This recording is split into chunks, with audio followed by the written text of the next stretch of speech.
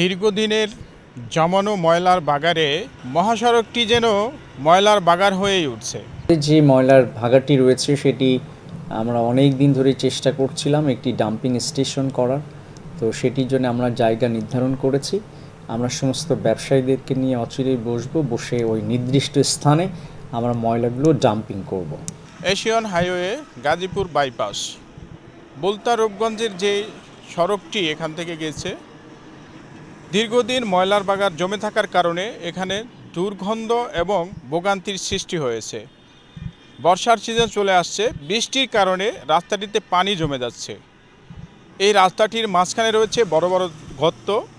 পানি জমার কারণে সেই গর্ত না দেখায় মানুষ প্রতিনিয়ত দুর্ঘটনার শিকার হচ্ছে। আমি যদি আরেকটু আপনাদেরকে বলার চেষ্টা করি যে এই ময়লাগুলো এখানে কোন জায়গা থেকে আসে। আপনারা জানেন এশিয়া মহাদেশের ভিতরে সর্ববৃহৎ গাউছিয়া যে মার্কেট, সেই গাউছিয়া মার্কেটের সামনেই রয়েছে কাঁচা বাজার, পাশে রয়েছে কাঁচা বাজারের আড়ত এবং এখানে মৎস্যর আড়ত রয়েছে। এখানে যে ময়লাগুলো জমে, সব ময়লাগুলো এনেই এখানে মানুষ যত্রতত্র অবস্থায় এই রাস্তার উপরে ফেলে যায়।